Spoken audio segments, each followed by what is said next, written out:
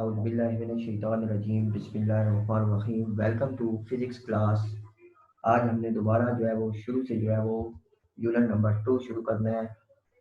कल पहले दिन हमारे साथ कुछ प्रॉब्लम आई है जिसकी वजह से दोबारा हम आज यूनिट नंबर 2 जो है वो शुरू से स्टार्ट करेंगे। हाँ जी, पेज नंबर आप लोग आ जाएं यूनिट नंबर 2 पे। तो हमारा यूनिट है, इसका नाम है जी कैनीमैटिक्स। कैनीमैटिक्स का मतलब है, kinematic is the study of motion of an object without discussing the cause of the motion। यानी हमने जो है वो मोशन को जो है वो स्टडी करना है और उसकी जो काजेज है उनको फिलहाल जो है वो रहने देना है। सिर्फ हमने ये देखना है कि कौन सी चीज जो है वो किस फॉर्म में जो है वो मूव करती है और कैसी जो है वो उसको क्या नाम दिया गया है। तो इसमें हमारे पास सबसे पहले जी रेस्ट और मोशन की डेफिनेशन है। तो rest, a body is said to be rest if it does not change it position with respect to surrounding. कि अगर कोई चीज अपने सराउंडिंग इर्द गिर्द के हिसाब से जो है वो अपनी जगह जो है वो चेंज नहीं करती तो उसको हम जो है वो रेस्ट का नाम देंगे। रेस्ट में हमारे पास एग्जांपल आ जाती है। फॉर एग्जांपल मैं आपको एग्जांपल देता हूँ कि हमारे पास एक टेबल पे बुक पड़ी हुई है, तो वो जो है वो अपने सराउंडिंग के हिसाब से जो है वो चेंज नहीं कर रही पोजीशन, तो उसको हम जो है वो रेस्ट का नाम देंगे।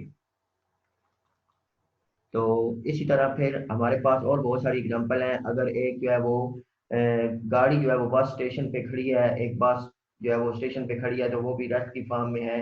Trees and street lights around the road are the example of rest, both do not change their position. उसके बाद हमारे पास है जी, रेस्ट के बाद हमारे पास जो है वो चीज आती है मोशन की। मोशन जो है वो a body is said to be motion if it change it position with respect to surrounding. अगर कोई चीज जो है वो सराउंडिंग के हिसाब से अपनी जो है वो चेंज करती है पोजीशन, तो उसको जो है वो हम जो है वो मोशन का नाम देंगे। मिसाल के तौर पर मैं आपको एग्जांपल देता हूँ कि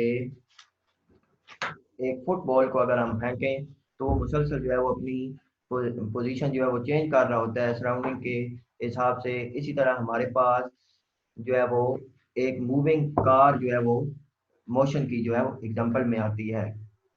उसके बाद हमारे पास आगे जो है वो टाइप ऑफ मोशन है, जिसमें हमारे पास आ जाता है जी ट्रांसलेटरी मोशन।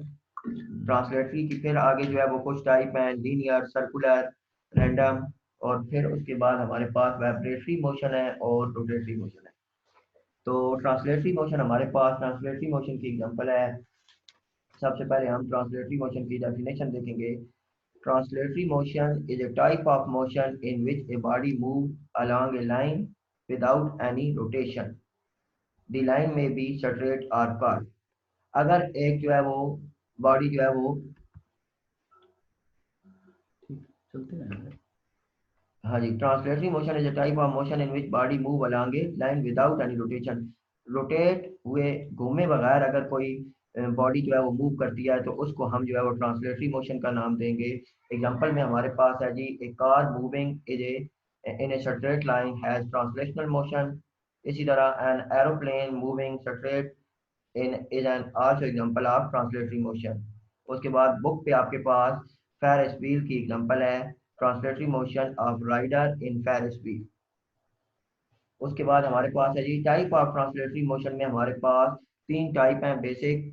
एक हमारे पास है लीनियर मोशन, उसके बाद जो है वो लीनियर मोशन है, सर्कुलर मोशन है और रैंडम मोशन है। तो लीनियर मोशन को देखते हैं। जिस तरह नाम से ही शो हो रहा है, linear motion straight line motion of a body is known as linear motion. कोई भी चीज अगर सीधी लाइन में हरकत करती है तो उसको हम जो है वो लीनियर मोशन का नाम देंगे। इसमें हमारे पास एग्जांपल आती है, एरोप्लेन की एग्जांपल आती है। फॉलिंग, अगर कोई हम बॉल लें उसको जो है वो कुछ हाइट से जो है वो फेंकें तो वो भी डाउनवर्ड पोजीशन जो जब आएगी तो उसको भी लीनियर मोशन का नाम देंगे।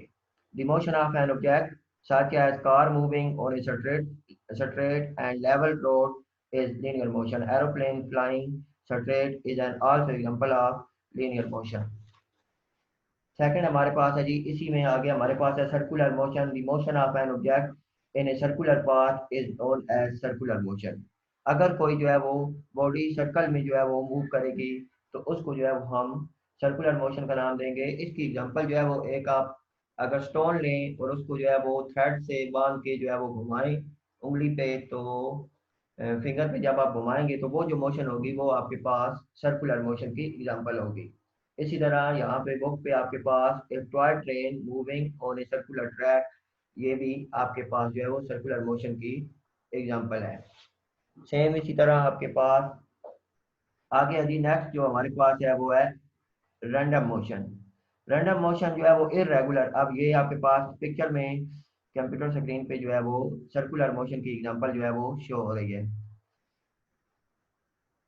टॉय ट्रेन, टॉय ट्रेन भी शो हो रही है। इसमें हमारे पास ये तीन जो है वो एग्जांपल हैं हमारे पास सर्कुलर मोशन की। उसके बाद हमारे पास रैंडम मोशन है। रैंडम डिसऑर्डर और irregular motion of an object is known as random motion.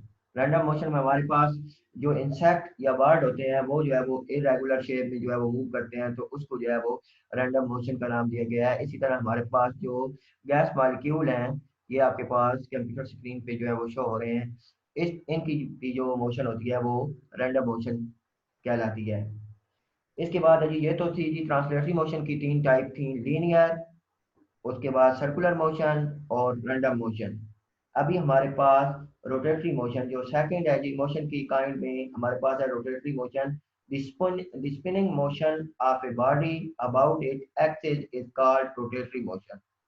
Definition है, मैं रिपीट करता हूँ, the spinning motion of a body about it axis is called rotatory motion. इसमें हमारे पास an axis is a line around which a body rotate. इसमें हमारे पास रोटेटरी मोशन में हमारे पास क्या है कि जो गाड़ी का स्टेयरिंग व्हील है, स्टेयरिंग है, ये हमारे पास रोटेटरी मोशन की एग्जांपल में आता है। इस बाद बाईसाइकिल बाईसाइकिल या मोटरसाइकिल का जो व्हील होता है, इसकी भी जो मोशन है वो आपके पास रोटेटरी मोशन की एग्जांपल है। हमारे पास नेक्स्ट है जी vibratory motion, to and fro motion of a body about it mean position is known as vibratory motion. Vibratory motion में हमारे पास पेंडुलम क्लॉक की एग्जांपल है। दिखाएं करीब करके दिखाएं।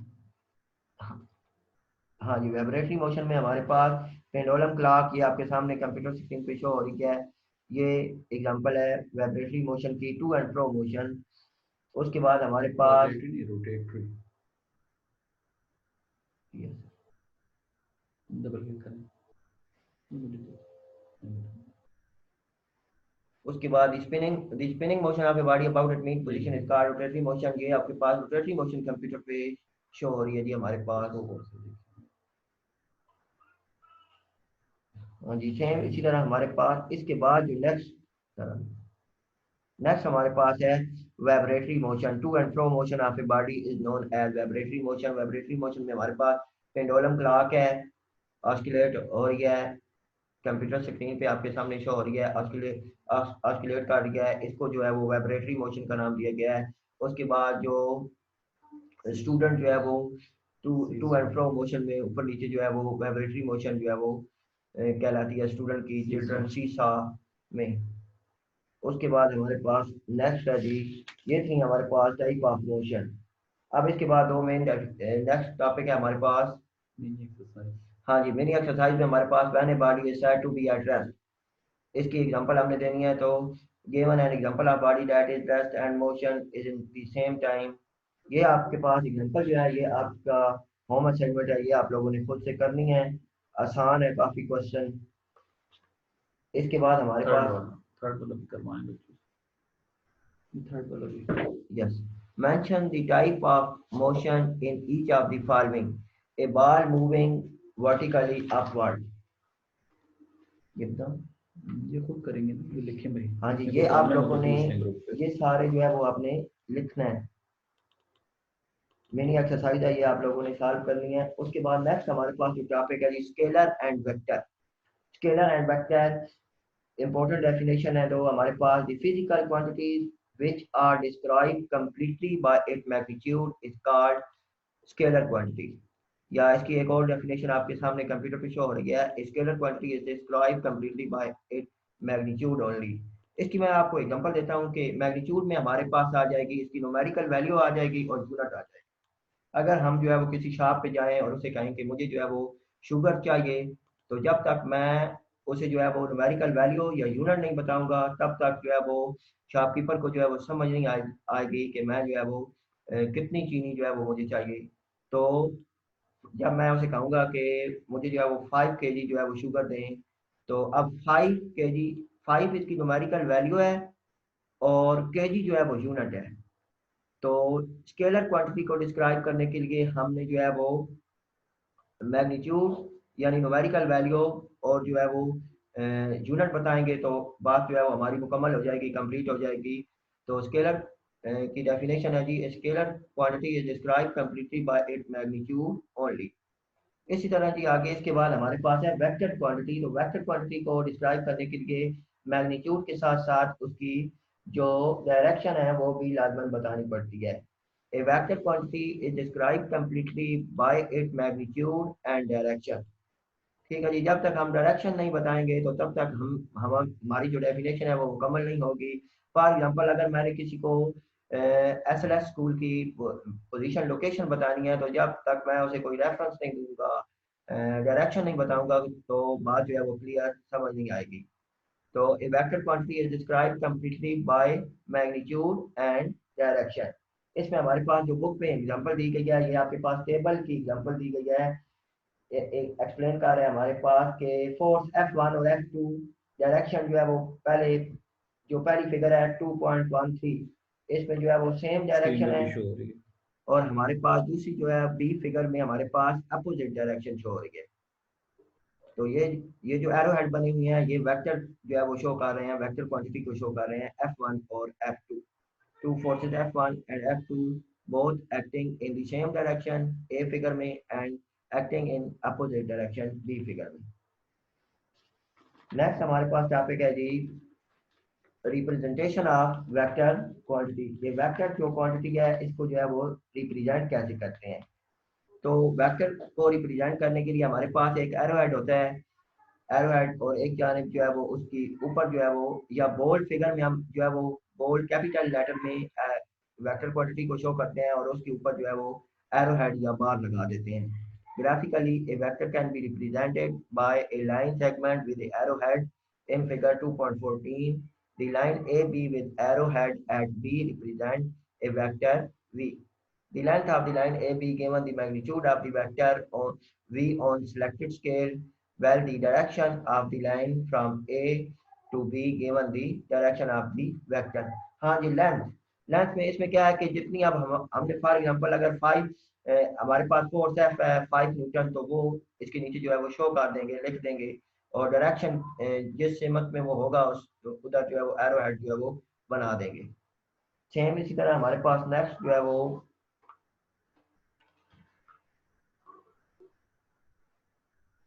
एग्जांपल है हमारे पास रिप्रेजेंटेशन ऑफ फोर्स। एग्जांपल 2.1 है, represent a force of 80 newton acting toward north of east.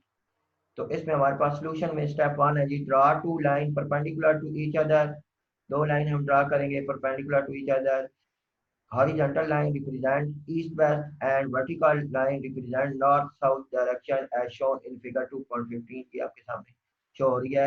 Step 2 में हमारे पास select a suitable scale to represent the given vector. In this case, we may take a scale which represent 20 Newton by 1 centimeter line। Suitable scale हम जो है वो draw करेंगे। Draw a line according to the scale in the direction of the vector. In this case, draw a line OA of length 4 centimeter along north east। ये OA जो red line show हो रही है, ये आपको vector को represent कर रही है। सेम इसी तरह हमारे पास put an arrowhead at the end of the line. In this case, arrowhead is at point A. Thus, the line OA will represent a vector, the force of 80 Newton acting toward north east। अब क्योंकि हमने 20 Newton जो है वो 1 centimetre के equal रखा है, तो ये हमारे पास जो फोर्स 80 न्यूटन फोर्स है ये 4 सेंटीमीटर के इक्वल आ जाएगी। हाँ जी, इसके बाद हमारे पास टर्म एसोसिएटेड विद मोशन कुछ जो है वो हमारे पास डेफिनेशन है, इंपॉर्टेंट डेफिनेशन है, ये भी आज हम देखते हैं। एक हमारे पास पोजीशन, उसके बाद डिस्टेंस एंड डिस्प्लेसमेंट, ये दो चीज़ें आज और हमें पढ़नी है।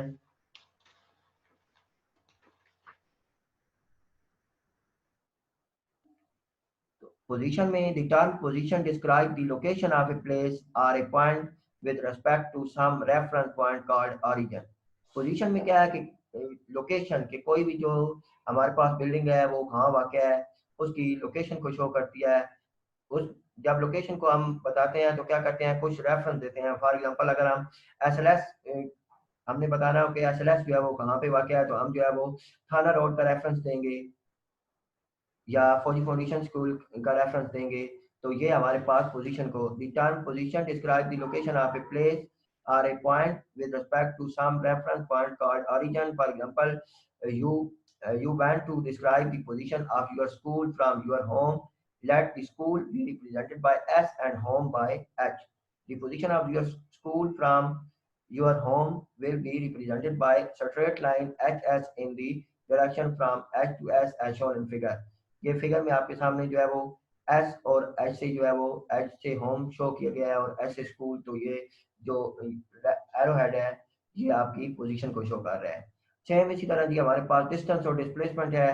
तो डिस्टेंस में हमारे पास length of a path between two point is called the distance between दो पॉइंट। कोई भी दो पॉइंट हैं तो उनके दरमियान जो हमारे पास फासला है वो क्या कहलाएगा, डिस्टेंस कहलाएगा। फॉर एग्जांपल हमारे पास पॉइंट ए है और बी है, ये आपके सामने फिगर शो हो रही है। इसमें अगर हमारे पास ए से लेकर बी तक अगर हम जो है वो जाएं, एरोहेड रेड एरोहेड को अभी आप फिलहाल छोड़ दें, जो दूसरा एरोहेड बना हुआ है, तो इसमें ये जो है वो चीज़ डिस्टेंस को शो कर रही है। और डिस्प्लेसमेंट की डेफिनेशन भी यहाँ से ही आप समझ लें। डिस्प्लेसमेंट में क्या है कि shortest distance between two point A और बी, जो रेड एरोहेड बना हुआ है ये हमारे पास डिस्प्लेसमेंट को शो कर रहा है और ए वाया एस एंड बी ये आपके पास शो कर रहा है डिस्टेंस को।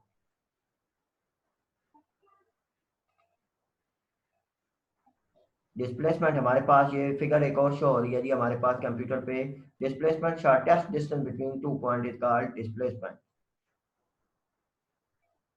द डिस्टेंस कवर्ड बाय, आगे नीचे आपके पास स्पीड एंड वेलोसिटी की डेफिनेशन है। The distance covered by an object in unit time is called its speed. तो speed is equal to distance covered by time taken. For example अगर कोई भी गाड़ी जो है वो 5 किलोमीटर का डिस्टेंस जो है वो 10 मिनट में जो है वो कवर करती है, तो उसकी स्पीड को हम जो है वो फाइंड आउट करने के लिए फार्मूला लगाएंगे। डिस्टेंस कवर्ड 10 किलोमीटर लिख दिया डिवाइडेड बाय हमारे पास टाइम टेकन, अगर 10 मिनट है तो 1 मिनट में उसका जो है वो हमारे पास स्पीड आ जाएगी मीटर पर सेकेंड। ये और समझा देना, ये देखिए ये कहाँ से जा रही है और ये सीधे जो है डिस्प्लेसमेंट है। ये पिक्चर बहुत अच्छी पिक्चर है। हाँ जी, इसमें आपके पास करें ना इसको, एक मिनट जी, इसमें हमारे पास जी आप छोड़, ये डिस्टेंस है ये वाला।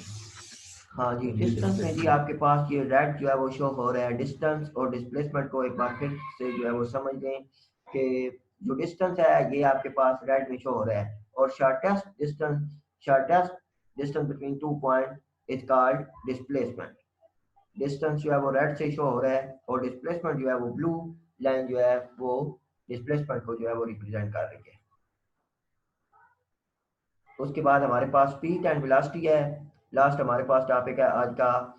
स्पीड में हमारे पास है the distance covered by an object in unit time is called its speed. कोई भी जो है वो बॉडी अगर जो है वो किसी यूनिट टाइम में जितना जो है वो डिस्टेंस कवर करती है उस वो जो है वो उसकी स्पीड कहलाता है। स्पीड के लिए फार्मूला शो हो रहा है आपके पास distance covered divided by time taken. और फिर अगर हमने जो है वो डिस्टेंस फाइंड आउट करना हो तो जो टाइम स्पीड और टाइम जो नीचे शो हो रहा है डिनोमिनेटर में ये मल्टीप्लाई हो जाएगा। s is equal to vt, here s is the distance covered by the object, v is its speed and t is the time taken by it. Distance is a scalar quantity, therefore speed is also scalar as a unit of speed is meter per second. हाँ जी, ये important definition है, ये आपने जो है वो याद करनी है।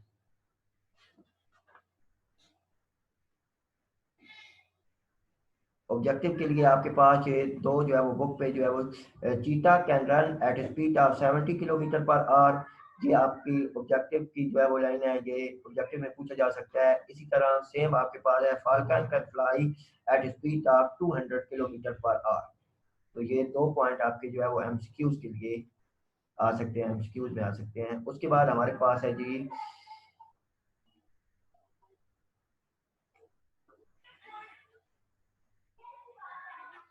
सर यहाँ तक काफी है। काफ़ी आज बस ठीक है, सही है। रिव्यू कर दें एक दफ़ा, जी रिकॉर्डिंग में करने दें, बोलते हैं कुछ